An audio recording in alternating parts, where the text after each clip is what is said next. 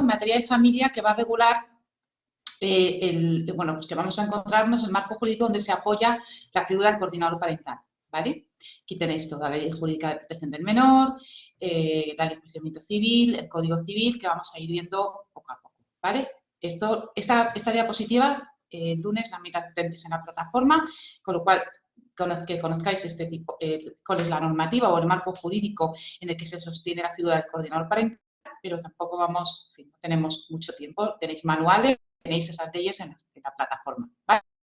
Y también tenemos el marco europeo, es decir, que esto es todo en lo que se apoya esta figura y que, bueno, que va a hacer bueno, pues que esta figura, pues al final, tenga un marco jurídico único y que se pueda regular, ¿vale?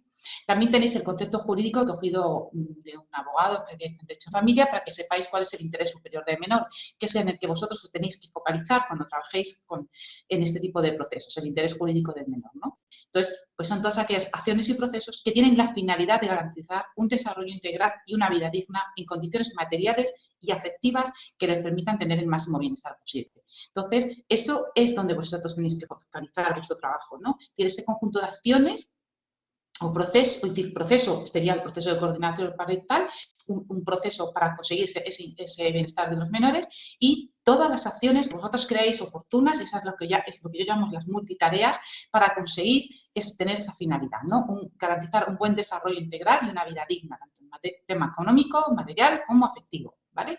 Por supuesto, desde el papel de esa parentalidad positiva, es decir, que sean preferentemente los progenitores los que consigan sacar esos recursos necesarios para garantizar ese bienestar a sus hijos, ¿no?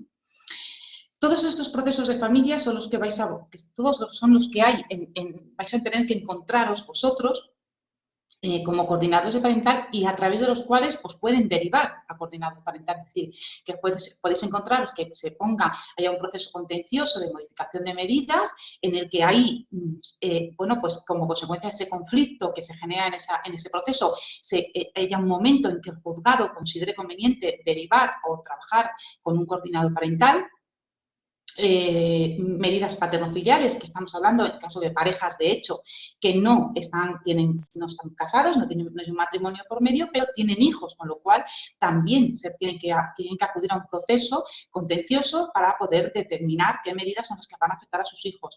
Vais a encontrar medidas provisionalísimas, vais a encontrar demandas de jurisdicción voluntaria, que son todas aquellas demandas y procesos en los que, por ejemplo, hay unos papás que bueno, pues tienen unas medidas, pero que luego tienen que acudir continuamente al juzgado para poder aplicar esas medidas. Porque a lo mejor la sentencia establecía medidas respecto a custodia, visitas, remedios custodias económicas como pensiones de alimentos, pero por ejemplo hay otras acciones o medidas que afectan a los niños, como por ejemplo, si un niño tiene que hacer la comunión o no tiene que hacerla, si necesita un ordenador o no necesita un ordenador, si puede hacer un viaje o no puede hacer un viaje, si necesita actividades extraescolares o no necesita actividades extraescolares. Son casuísticas que surgen en las relaciones paternofiliales y en las relaciones de la familia que no han abarcado las sentencias y que los padres no encuentran la forma de solucionarlo. Por lo tanto, tenemos que los papás acuden a este tipo de medidas, de demandas de jurisdicción voluntaria, con objeto de poder que sea el juez, un tercero, el que les diga, pues si el niño puede ir a hacer un viaje, no puede hacer un viaje, etc. Si estos papás acuden de forma recurrente a este tipo de procedimientos para decidir sobre este tipo de casuísticas respecto a sus medidas, pues entonces entendemos que esos papás no saben llevar a cabo esa parentalidad y esa coordinación parental y entonces tenemos que nombrar, el juzgado puede nombrar a un coordinador parental para que todos esos asuntos se solventen fuera del marco de la sede judicial a través de un proceso de coordinación parental y no tengan que estar continuamente acudiendo a los juzgados. ¿De acuerdo? Entonces, eso es un claro ejemplo donde vosotros podéis encontrar que os deriven a través de los procedimientos de jurisdicción voluntaria. Demandas de mutuo acuerdo, que también se pueden incumplir, también se pueden ser demandas que sí, que los progenitores han acordado de mutuo acuerdo por consenso, pero que por circunstancias tampoco, una vez que lo ponen en marcha, bueno, pues no consiguen llevarlas a cabo de una forma consensuada y vuelven a ejecutarlas, a incumplirlas, etcétera, etcétera. Bueno, Todos estos, lo digo porque todos estos procedimientos, estas demandas, es lo que da origen al proceso judicial en el que vosotros vais a intervenir como coordinadores parentales y tenéis que conocerlo. ¿Qué conceptos vais a tener que trabajar? Es decir, ¿cuáles son los conceptos con los que vais a encontraros, vais a tener que trabajar como coordinadores parentales? Vais a tener que trabajar lo que es la patria potestad, aquellos que abarca la competencia, digamos, de una manera, patria potestad es que qué competencias tengo como progenitor respecto de mi hijo, ¿no? Y evitar que tanto uno, es decir, tanto el progenitor papá como el progenitor mamá puedan intervenir, incumplir o perjudicar las labores del otro. Es decir, patria potestad en nuestro ordenamiento jurídico siempre, salvo raras excepciones, es al 50%. Y la patria potestad conlleva, es por la propia filiación, es decir, por el propio hecho de ser padre o madre de un menor, ya tengo una serie de derechos y obligaciones como padre o como madre, ¿no? Y entre ellas está el todo lo que conlleve aquellas decisiones respecto a mi hijo, tengo que tomarlas de forma consensuada con el otro progenitor. Todas aquellas decisiones que conlleven su bienestar, tanto educativo como económico, como viajes, como cultos, valores, principios, todo eso tengo que intervenir y consensuarlo. Tienen que intervenir y consensuarlo el 50% porque así lo establece nuestro ordenamiento jurídico. Y esto conlleva al final conllevan muchas disputas entre los progenitores y muchos conflictos que hace que, lógicamente, se empiecen a incumplir o cronificar cuando uno de los progenitores entiende que el otro está invadiendo sus propias competencias y no le deja intervenir o se considera invadido respecto al otro progenitor. Entonces, esto hay que concretar y regular y clarificar realmente cuáles son las competencias de cada uno y cómo deben intervenir en las decisiones que afecten a sus hijos, de forma consensuada y en un régimen de parentalidad positiva y de forma coordinada. Por ello, la palabra, me parece que la definición del coordinador parental va unido directamente con esta patria potestad en la que los dos padres, de forma, insisto, al 50% tienen que coordinar cómo gestionar la educación de sus hijos, el desarrollo afectivo, etcétera, ¿no? La patria potestad, todos estos son conceptos jurídicos, conceptos que vais a ver en las demandas, vuestros clientes, vuestros progenitores se los van a saber de memoria, saben, ese es el argot jurídico y los escritos que vais a ver en los juzgados, este es el argot jurídico, patria potestad, custodia, etcétera. Vosotros tendréis que aprender, y bueno, eso lo trabajaremos porque yo os voy a ver en mediación, que estos conceptos jurídicos vamos a transformarlos, vamos a utilizar otro tipo de lenguaje para poder trabajar con nuestros clientes. Desde esa perspectiva que os comenté al principio, un escenario diferente, una comunicación diferente y una forma de relacionarnos con ellos de forma diferente. Pero eso lo veremos en el apartado de técnicas mediadoras. Y uno de ellos es el cambio en la comunicación y el lenguaje con nuestros clientes. Pero hoy el objetivo es que conozcáis cuáles son los conceptos jurídicos que vais a tener que conocer para poder llevar una buena coordinación parental. La custodia, pues es otro concepto jurídico, es decir, ¿quién es el progenitor custodio? Hoy tenemos dos tipos de custodia, la custodia exclusiva, que es uno de los progenitores, o aquella custodia que es compartida. Realmente, la custodia, ¿qué implica? La custodia no implica nada más que, es decir, la palabra es fácil de entender, es custodiar a los menores. Custodiar a los menores en el desarrollo más de vigilancia, es decir, básicamente, es decir, estar con ellos, cuidarles, levantarles por la mañana, llevarles al colegio, llevarles al médico, que se aseen y vestirlos y darles de comer. Eso es un progenitor custodio. Si todo lo demás está dentro de las competencias de patria potestad. Por lo tanto, el hecho de que un progenitor sea el progenitor custodio de forma exclusiva no significa que tenga que tomar ciertas decisiones que van mucho más allá de esas competencias de puramente vigilancia de un menor y estar con él. Es decir, podríamos encontrarnos un caso en el que esas labores de custodia, unos progenitores, y seguramente tenéis muchos casos que que conozcáis, que estas labores de custodia estén atribuidas a un tercero, por ejemplo, pues esos papás y esas mamás que por sus circunstancias profesionales trabajan, viajan y están mucho tiempo fuera y tienen una persona en casa, un tercero que hace esas labores de levantar a los niños por la mañana, llevarles al colegio, recogerlos, darles de comer y acostarles por la noche. Y eso es realmente la custodia. Pero quien decide qué ropa se van a poner los niños, o si los niños tienen que ir a ciertas actividades extraescolares o no ciertas actividades extraescolares, o si los niños tienen que ir al médico o no tienen que ir al médico, eso es patria potestad compartida. Hasta el punto de que si hay una mamá que tiene o un papá que tiene la custodia exclusiva y tiene que ir al médico, solemos establecer cuando trabajamos en estos planes de parentalidad, que también tendréis la oportunidad de trabajarlos y conocer en qué consisten, no solo, es decir, yo puedo llevar a mi hijo a aquellas revisiones médicas rutinarias, que es por el calendario sanitario, a mí me obliga, es decir, por ejemplo, las vacunas. Pues no es necesario que vayan los dos progenitores, porque es una revisión. Hay que llevar al niño a los 4 años a que le hagan revisión de la vista.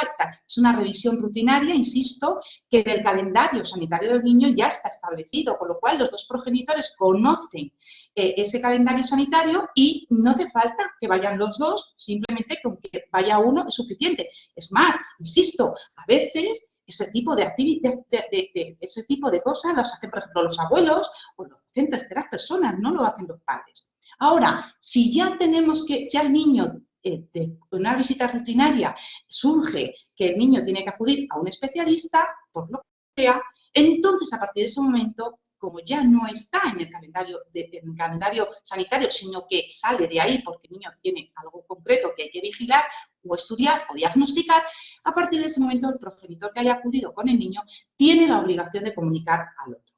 Estas no comunicaciones hacen que uno de los progenitores asuma competencias que no le corresponden y el otro se sienta desplazado en lo que respecta a llevar la crianza de su hijo, con lo cual genera mucho conflicto. Entonces, todo este tipo de situaciones hay que explicarlas, contarlas, es decir, darles herramientas e instrumentos a los papás, habilidades para que sepan, insisto, cuáles son sus competencias, cuándo están invadiendo la competencia del otro, cómo hacen sentir al otro si se le desplaza en determinado tipo de decisiones y eso a lo mejor que se hace con toda la buena intención, insisto, a lo mejor hay papás o mamás que se consideran porque no se les ha explicado suficientemente bien, no han sido evidentemente asesorados, entienden que ser progenitor custodio implica tomar actuaciones respecto al menor que les corresponde. Y a lo mejor lo que están haciendo, insisto, es invadiendo las competencias del otro, desplazando al otro en la crianza del hijo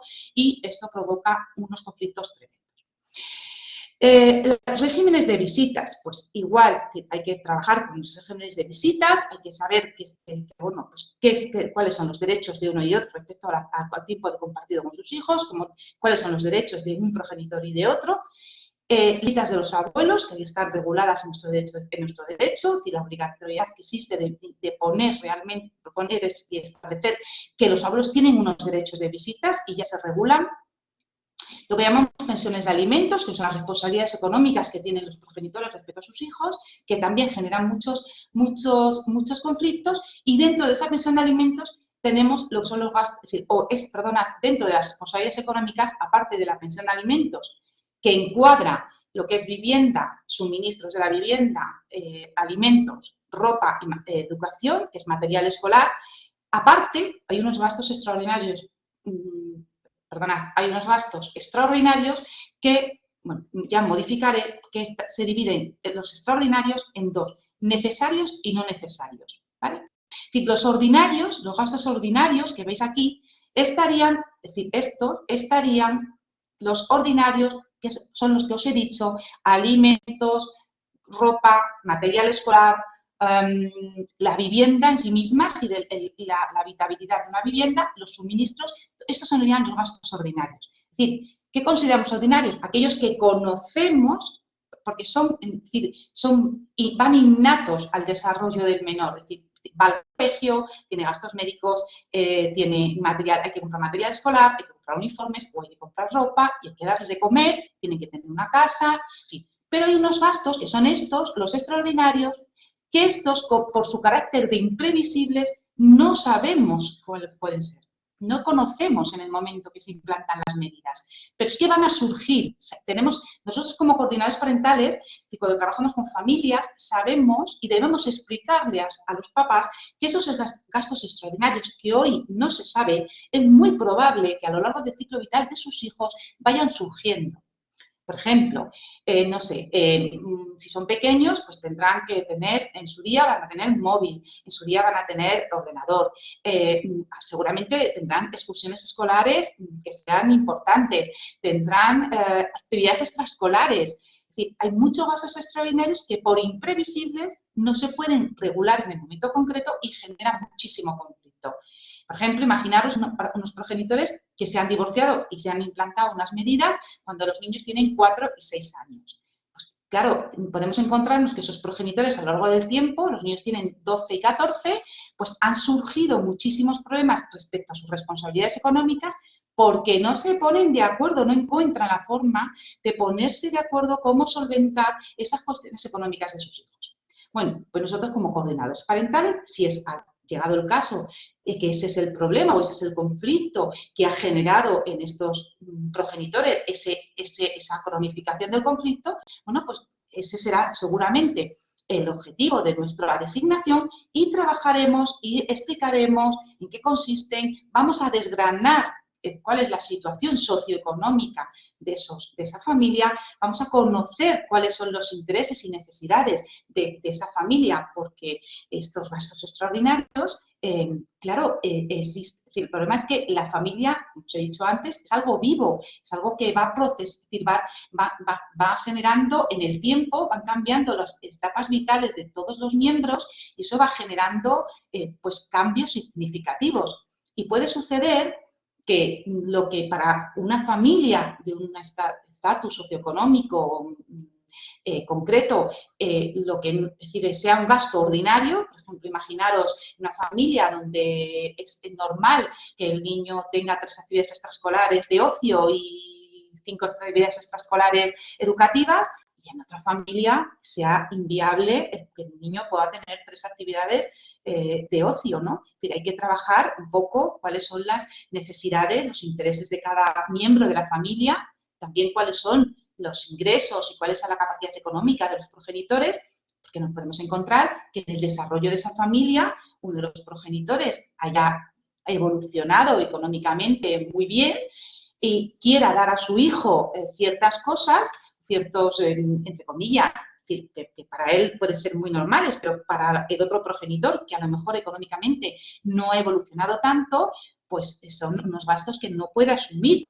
Y no se le puede obligar a asumirlos, pero claro, yo puedo considerar que desde mi economía que he ido generando, para mí el que mi hijo vaya a esquiar con el colegio, una excursión hecha por el colegio, programada por el colegio para ir a esquiar a Andorra, que cuestan, no sé, 1.000 euros, para mí es normal. Es decir, ¿cómo no va a ir mi niño a Andorra a esquiar? Pues que a lo mejor mi otro progenitor es que no tiene los ingresos para poder abonar a lo mejor el 50% de esos 1.000 euros. Entonces, no puedo obligar o coaccionar a que se haga. O, por ejemplo, digo, bueno, es que yo quiero comprar un ordenador, pero quiero comprarle un Mac.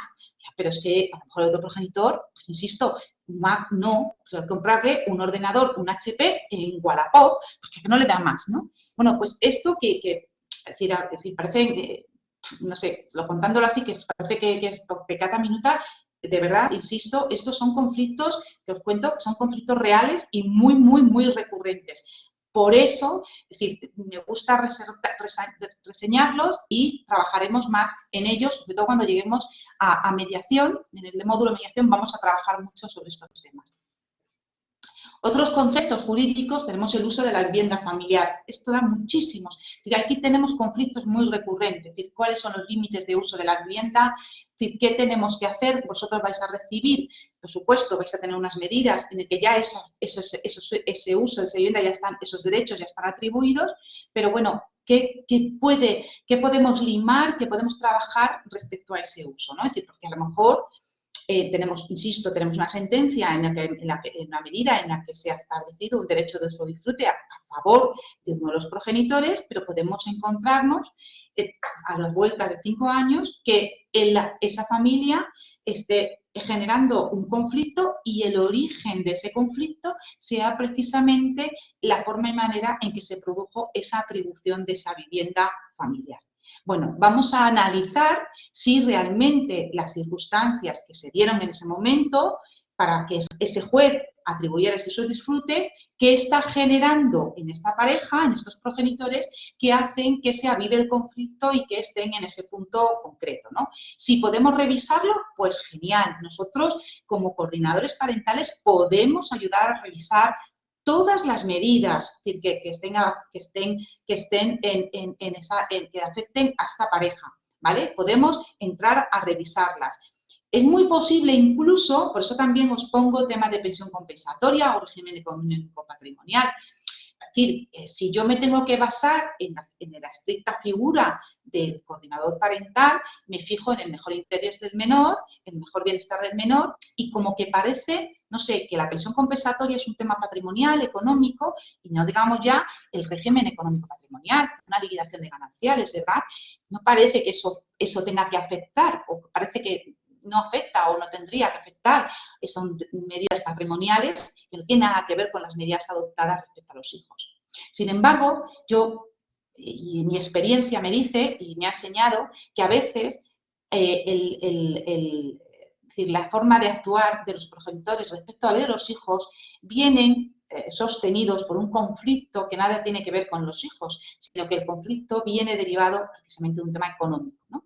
Por ejemplo, una mala gestión de la liquidación de su régimen patrimonial, una mala gestión de esos pagos de pensiones, compensatorias o no compensatorias, indemnizatorias, que hace que alguna de las dos partes se sienta, bueno, pues agredida, invadida, herida, denostada por el sistema judicial, bueno, y le impida, es decir, encuentre en el otro su mayor enemigo.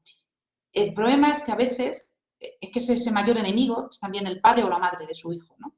Entonces, no distinguen cuando están peleándose con el enemigo, distinguen que estás peleándote o tu problema deriva de un tema patrimonial y lo que estás haciendo es pues, ejerciendo una presión sobre la madre de tu hijo, a lo mejor intentando, sin querer o queriendo, haciendo daño donde más, es decir, en aquellos puntos más donde se es más vulnerable. Y es precisamente a los hijos, ¿no? Entonces, no pasa nada si intervenís en este tipo de medidas. Es decir, mañana tenéis una designación de coordinación parental en la que tenéis que entrar, es decir, el objetivo es, bueno, pues determinar el régimen de custodia, el régimen de intercambios de los niños y habilidades o competencias parentales. Pero si vosotros detectáis que detrás a lo mejor hay un conflicto económico mal resuelto, no pasa nada porque entréis a revisarlo, con el permiso de los progenitores, por supuesto. Esto se lo explicáis, creo que realmente, es decir, hay una mala gestión del tema económico, de dirección de vuestro tema patrimonial y quizás esto esté afectando a vuestra relación como progenitores, ¿no? Entonces, no pasa nada porque trabajemos dentro, es decir, una de las tareas, si a lo mejor estar con ellos en sesiones y vamos a revisar ese punto y esto, porque si ese es el problema o si de esos barros vienen estos lodos, o sea, de aquellos barros vienen estos lodos, no está de nada mal que como coordinadores parentales entremos a revisarlos, porque si no, es que no vais a solucionar el conflicto a lo mejor de las entregas y recogidas de los niños, que eso es lo de menos. Es decir, que a lo mejor cuando se sientan debidamente compensados económicamente, pues a lo mejor se terminan esos problemas económicos, esas inseguridades económicas, esos miedos, esos bloqueos, o ese enfrentamiento, o ese rencor, y entonces, pues ya está, los tenéis como una malva, y entonces todo lo respecto a visitas y tal, funcionará y fluirá perfectamente.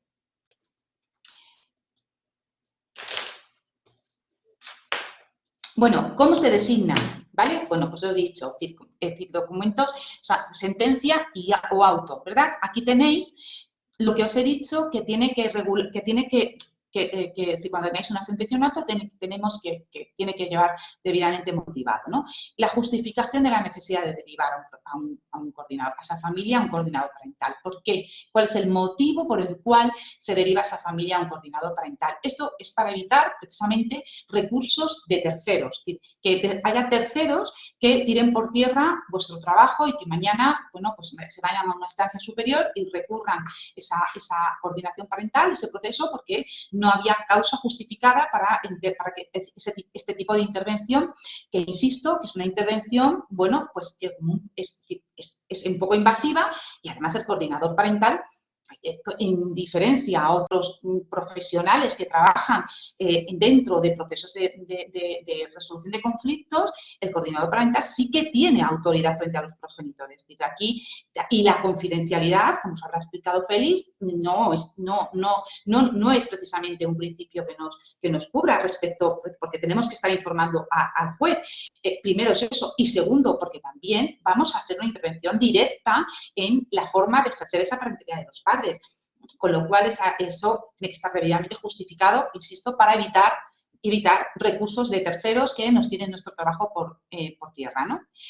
¿Cómo se define esa definición de ese proceso? Es decir, por lo que os he dicho, ¿no? Vamos a trabajar pues, un tema de entregas y recogidas de los niños, que es donde estos progenitores tienen los mayores conflictos. ¿Cuáles pueden ser vuestras funciones? Pues, bueno, pues van directamente relacionadas con el objetivo de vuestra designación, ¿no?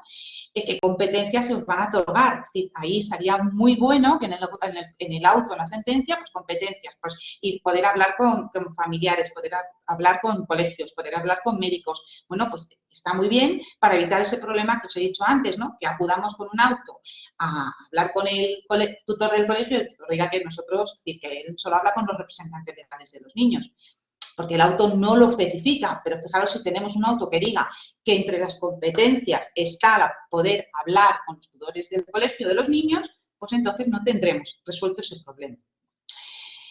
Capacidad de decisión cuando no hay acuerdo entre los progenitores y en qué situaciones. Bueno, pues esto sería ya la leche, ¿no? Yo considero que todavía estamos muy lejos de esos autos que especifiquen tanto, ¿no? Pero bueno, la capacidad de decisión que tiene un coordinador parental, básicamente os digo que aquellas decisiones que no afecten a materias sustanciales de las medidas, es decir, que no impliquen modificaciones en las que tiene que intervenir un juez o un fiscal, y esos son, por ejemplo, temas económicos, temas de regímenes de custodia, temas de regímenes de visita, práctica y patria potestad.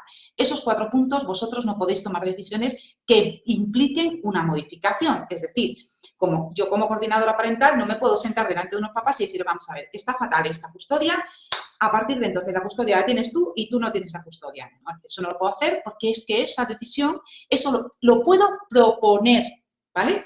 Debidamente motivado, que yo considero que después de evaluar a estos progenitores, de haber estudiado bien su situación sociofamiliar y cómo se gestiona con los niños, propongo un cambio de custodia. Y ya, eso los abogados y el juez, pues decidirán lo que tengan que decidir.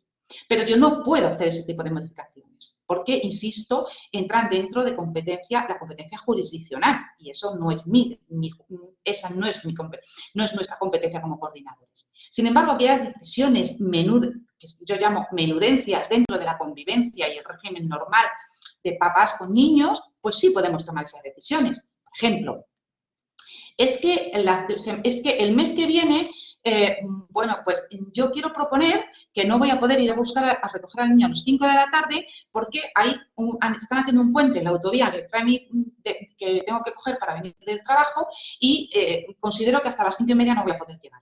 Bueno, es una menudencia. Podemos hacer un escrito de los 2 progenitores dentro del proceso en el que digan que explica, el progenitor papá explica esta situación y que la mamá acepta como válido el que hasta las 5:30 y que vamos a poner en conocimiento del colegio que este mes, que en concreto el niño cuando sale del colegio los viernes se va a quedar en el colegio, vamos a mandar una notificación a ambos progenitores al colegio para que el niño a las 5 no salga del colegio, sino que se quede en el aula de niños que los papás van más tarde o que le apunten a una actividad extraescolar los viernes, no sé, lo que ellos decidan. Eso es una menudencia que sí que podéis tomar decisiones, ¿vale? Bueno, honorarios y forma de pago. ¿Con cuánto tiempo vamos a informar a la instancia judicial? Bueno, pues eso depende del caso concreto, a lo mejor puede ser mensual, puede ser cada 2 meses, eso depende, la duración del proceso, por supuesto, y las circunstancias en las cuales se puede interrumpir el proceso de coordinación de parentalidad.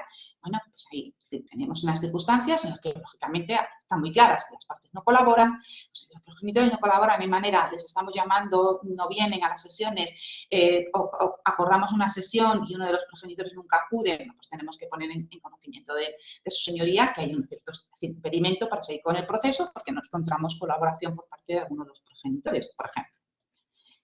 ¿Vale? ¿Qué momento procesal es el momento oportuno para designar, ¿no?, un coordinador parental? Bueno, pues yo diría que el momento procesal, desde que se interpone básicamente una demanda, ahora todavía es complicado, ya lo sé, insisto, es complicado porque todavía esta figura como que no está muy implantada y ahora un momento que sí, y entonces desde el mismo momento que se pone una demanda, creo que cualquier juez o letrado de Administración de Justicia que vea el asunto y vea un poco los hechos de la demanda y vea cómo se contesta la demanda, os puedo asegurar que va a saber y va a conocer que es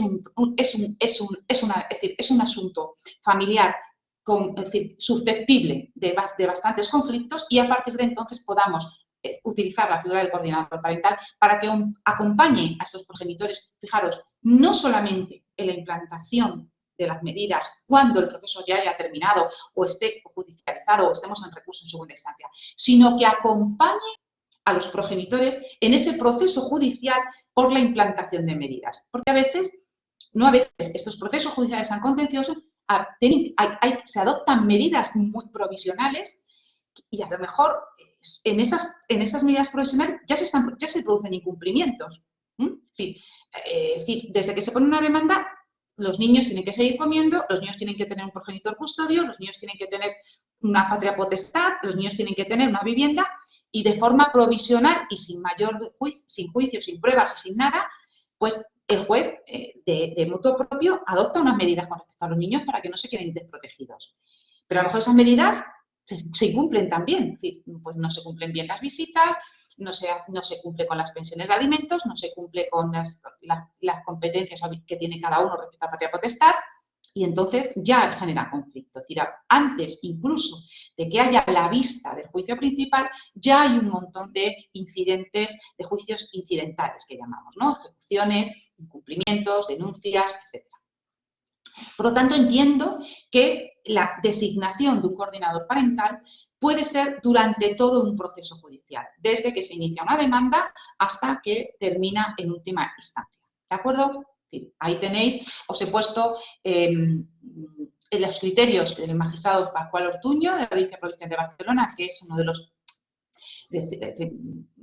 los pioneros de los proyectos pilotos que ha habido en coordinación parental en Barcelona, que además ha derivado mucho a través de su sección en la audiencia provincial y que considera, y de la cual estoy absolutamente de acuerdo, que en cualquier momento procesal, que una familia, unos papás metan un escrito en un juzgado contra el otro papá por algo concreto y que pueda lo más mínimo afectar a unos niños, entonces en ese momento tiene que haber personal especializado que detecte que ese asunto va a generar mucho conflicto y que cuanto antes se pueda solventar y se pueda prevenir ese conflicto, mucho mejor. Y considero que la figura del coordinador parental es la única ahora mismo, insisto, es la única figura. Es decir, cuando terminéis vosotros, y ya veréis cuando terminéis y hayáis visto pues, todo lo que vais a ver y adquiréis esas habilidades, os daréis cuenta que es el único profesional que ahora mismo puede tener nuestro sistema judicial en familia, que pueda realmente ayudar a las familias cuando estamos hablando, insisto, de asuntos muy judicializados y de parejas y papás en un conflicto muy, muy, muy amplio, ¿vale? Bueno, un tema me gustaría también contároslo así como con respecto a las visitas. Bueno, es importante, hay una modificación que creo que afecta mucho, que va a ser muy impactante en nuestro sistema judicial, familia, que es la última modificación que ha entrado en vigor ahora en septiembre, el día 3 de septiembre, que también vais a tenerlo en la plataforma. y es que se puede suspender las visitas a uno de los progenitores cuando haya denuncias de maltrato o violencia, ¿de acuerdo? Y va a generar mucho conflicto porque, bueno, en definitiva, no, y va a generar mucho conflicto y va a generar mucha necesidad de coordinadores parentales. Porque imaginaros, es decir, porque esto es así, es decir, se pone una denuncia por un supuesto maltrato y esa denuncia al final no termina en un delito de maltrato, sino que se sobresee en el proceso, hay un sobreseimiento provisional porque no hay pruebas suficientes o porque no se considera como tal, ¿no? No se considera un maltrato desde el punto de vista del delito. Entonces, claro, en ese momento es posible que hayan transcurrido, pues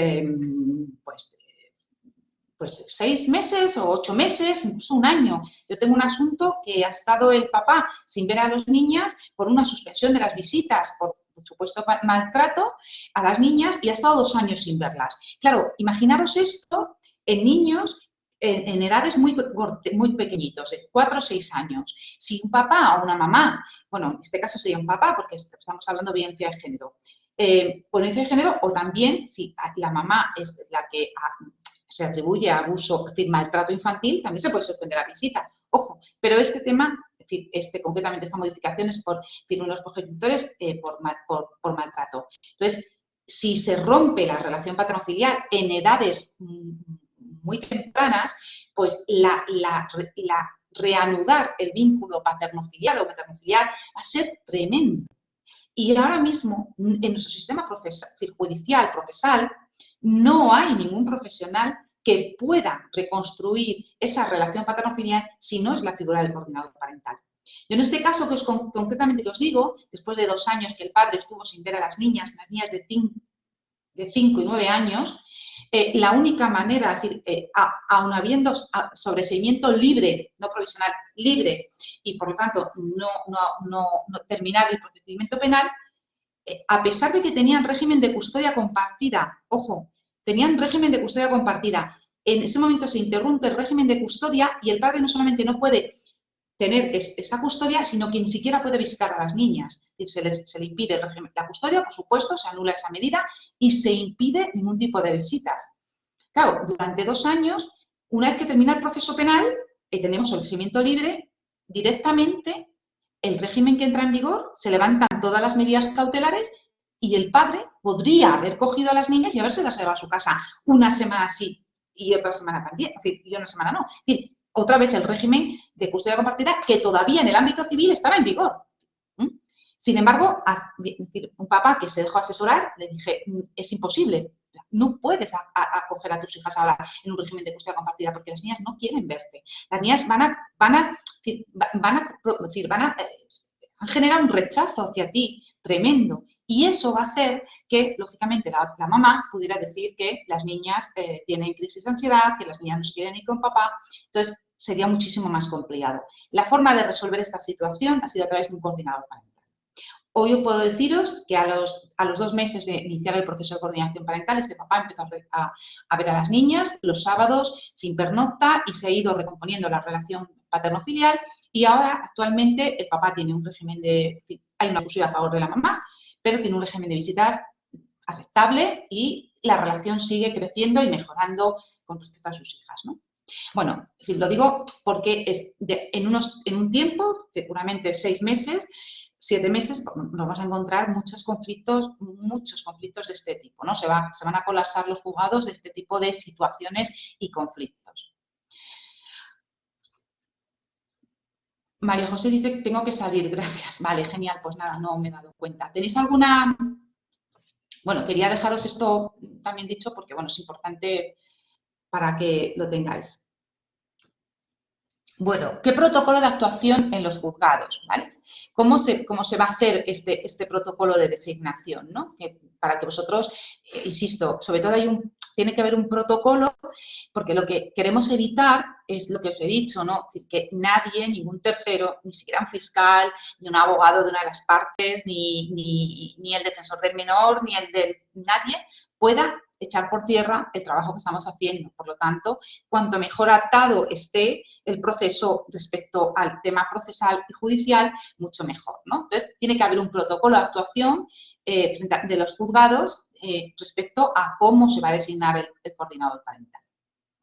Entonces, incoación de pieza separada o en la propia ejecución. Es decir, si por ejemplo tenemos una sentencia, imaginaros que, bueno, pues en la propia sentencia que se adoptan medidas respecto a los padres, como durante el proceso ha habido mucho conflicto, a lo mejor el juez, pues que está como muy encima y se ha visto cómo esa relación funciona, pues en la propia sentencia va a poner que durante un tiempo, por ejemplo, 6 meses, estos progenitores estén acompañados de un coordinador parental para la implantación de esas medidas. Eso tendríamos una sentencia.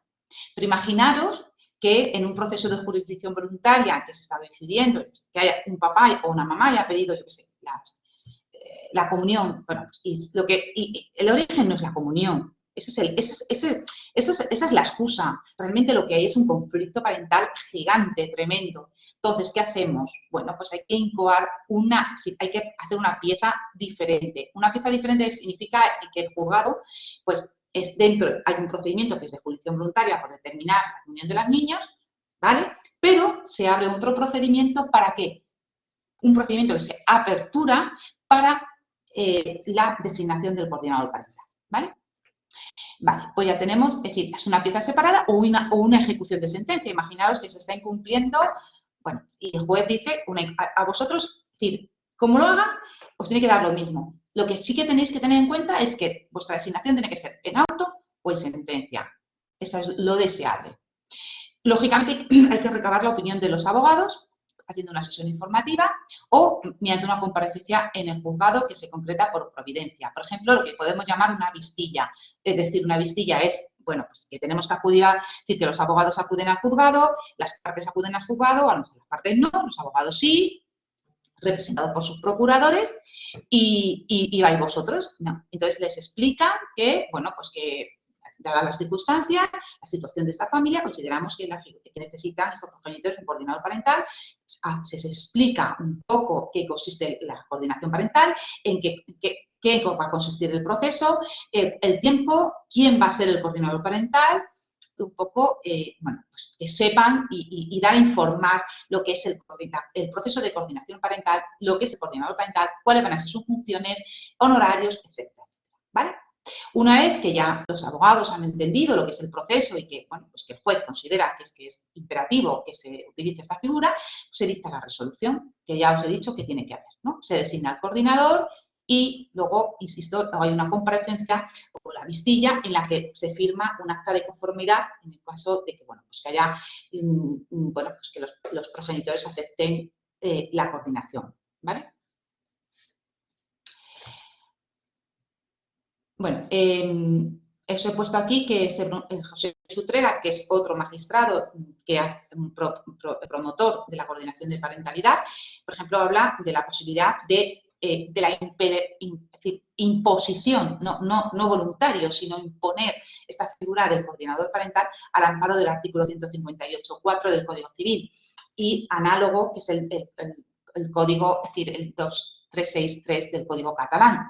Pensáis, el Código Civil catalán por fuero es diferente al Código Civil. Entonces, pero la naturaleza de los artículos es la misma. Es decir, cuando se considera por parte de la administración o de instituciones públicas, jueces, fiscales, abogados, que se está poniendo en un serio riesgo a los menores, aunque sean sus progenitores, se tienen que tomar una serie de medidas cautelares, ¿vale? Es decir, si un abogado, un fiscal, un juez es que considera que se está poniendo en riesgo a los menores, insisto, tenemos un procedimiento que es el 158.4 o el 236 en caso de Cataluña, que se puede imponer, en este caso, a los progenitores, ciertas medidas impositivas con objeto de salvaguardar y procurar el bienestar del menor y el mejor interés del niño.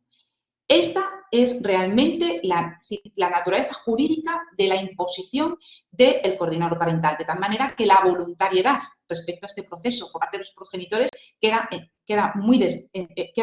en desdicho, o sea, no hay voluntariedad. Cuando, insisto, la administración pública tiene armas suficientes para imponer, en este caso, la figura del coordinador parental cuando entendemos que existe ese riesgo. Por lo tanto, ese es el carácter impositivo. ¿Vale? Y con refuerzo de multas coercitivas. También, es decir, si yo impongo la figura, igual que se impone, pues si te impone que hay que conducir a 120 en las autovías, hay que conducir a 120. Si no conduces a 120, te pongo una multa. Bueno, pues esto pasa en el derecho familiar, o debe pasar en el derecho familiar, porque creo que es más interesante, no es que sea más interesante, es más necesario salvaguardar los intereses de un niño que ir a 130 por una autovía y poner una multa. Sin embargo, está como muy aceptado que se pongan multas por exceso de velocidad, pero parece que cuesta mucho trabajo que se acepten las multas por papás o mamás que realmente están actuando en contra de los intereses de sus hijos, ¿no? Entonces, eso es el marco jurídico sobre el que navega esta nueva figura de coordinador parental. Y esto es una realidad. Y cada vez, lógicamente, somos más los que consideramos que la necesidad de esta figura para ayudar, ¿no?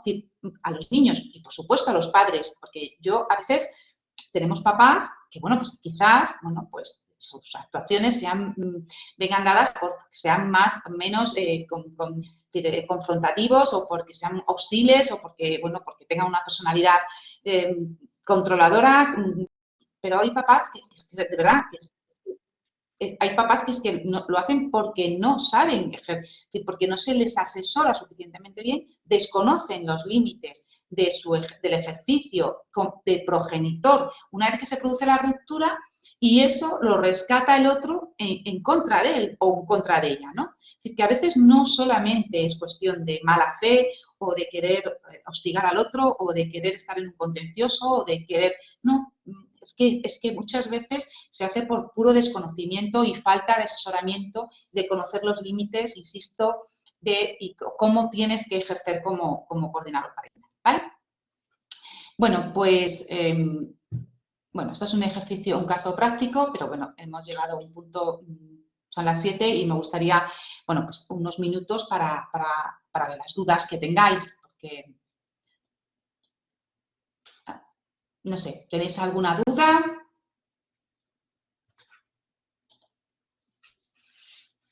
A ver, nos quedamos Berta, Judith, Moni, Pamela, Pilar, Andreu y Pilar Martínez. Bueno, ¿podéis utilizar el micro? Sí, sí, sí. Me tengo que retirar. Vale, perfecto. Venga, pues nos vemos, Pamela. Bueno, ¿las demás tenéis alguna duda?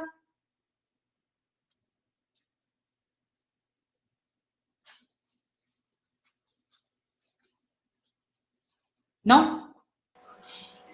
Todo bien. Vale, fenomenal. Pues gracias, Berta. Muy bien, pues nada, entonces... Carmen, la pues segunda parte. ¿Sí? Judith, dime. ¿La segunda parte también la vas a dar tú? Sí. Vale. ¿Vale? No, lo digo por si releyendo y repasando, pues se nos ocurre algo, porque ahora Claro, es mucha información. claro, Muy os nuevo iba a para decir mí, ahora. no sé para el resto. Claro, os lo iba a decir ahora, es mucha información y bueno, pues ahora tenéis que, también os voy a voy a subiros en la plataforma una guía que se ha hecho desde el fórum, que han hecho académicos como Manuel Rosales y también desde el foro judicial, Rosalía, que es la presidenta de GEME, una guía del fórum para que conozcáis un poco el entresijo de cómo se va a regular esta figura en la coordinación parental desde el ámbito puramente legislativo. Bueno, pues ahí está el fórum, que ya es, pues han hecho dos reuniones y el futuro es, bueno, pues que tengamos nuestro marco jurídico concreto y podamos empezar a trabajar como, bueno, pues con ese marco jurídico. También lo vais a tener en la plataforma, a partir del lunes. Pues muy bien, pues nos vemos entonces el próximo día, ¿vale? Muchas gracias, Carmen.